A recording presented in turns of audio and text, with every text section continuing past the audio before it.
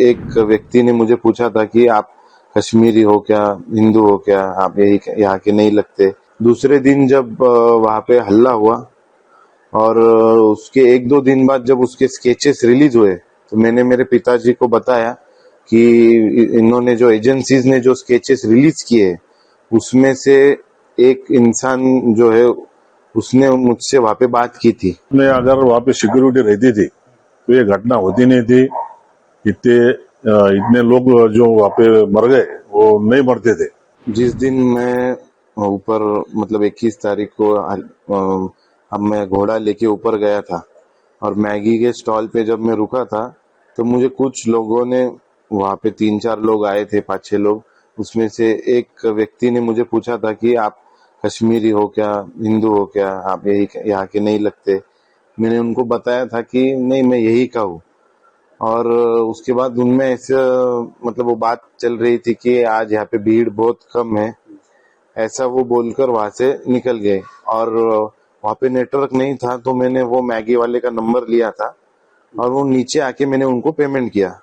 दूसरे दिन जब वहां पे हल्ला हुआ और उसके 1-2 दिन बाद जब उसके स्केचेस रिलीज हुए तो मैंने मेरे पिताजी को बताया कि इन्होंने जो एजेंसीज ने जो स्केचेस रिलीज किए उसमें से एक इंसान जो है उसने मुझसे वहां पे बात की थी।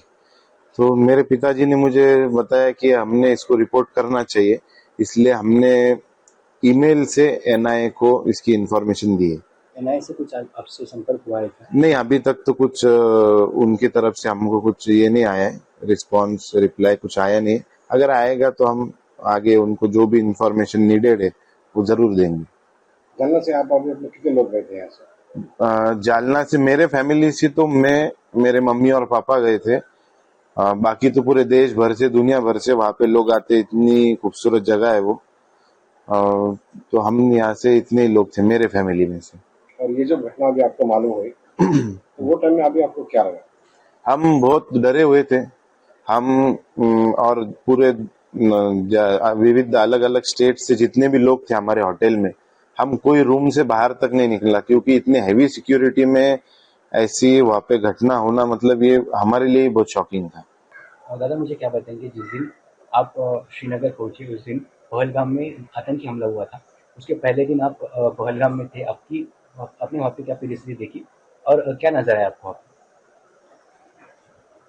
तो मैं, मेरी मिसेस और मेरा बच्चा, हम 3 लोग गए थे और मैं और मेरी मिसेस हम नीचे रुके थे पहलगाम में। और हमारा लड़का है जो आदर्श, वो घोड़े पे ऊपर गया था वो वैली में। तो उसने आने के बाद में जो हमको बताया कि वहाँ पे गार्ड वगैरह कुछ भी नहीं थे, ना आर्मी के लोग थे, ना पुलिस के थे, ना कुछ थे। मुझे ऐसा लगता है कि अपने अगर वहाँ पे सिक्योरिटी रहती थी तो ये घटना होती नहीं थी। इतने लोग जो वहाँ पे मर गए वो नहीं मरते थे। तो मेरी सरकार से गुजारिश है कि उन्होंने ध्यान रख के सुरक्षा व्यवस्था और कड़क करना चाहिए। वहाँ पे जहाँ जहाँ टूरिस्ट लोग जाते हैं वहाँ पे सुरक्षा व्यवस्था देनी चाहिए। ये घटना होने के बाद आपके लड़के ने उस आतंकवादी को पहचाना था, तो आपने आपका कर्तव्य समझकर एनआईए को जो आपने बताया है, क्या सोचते हैं आप कि उसके ऊपर क्या अमल है?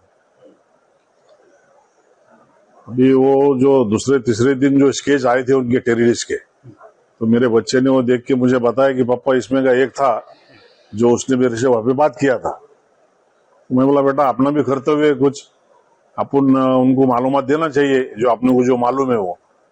तो फिर उसने वो ईमेल पे एनआईए को मालूमात वो सब दी थी। आपको जब मालूम हुआ ऐसा हमला वहाँ पे अरेंजमेंट हुआ है तो आपको क्या लगा, क्योंकि एक दिन पहले आप वहीं पे थे?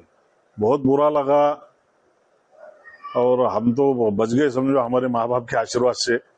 मगर जो लोग गए उनके बारे में बहुत सोच के दुख लगता है और ऐसा लगता है कि ऐसी घटना नहीं होनी चाहिए।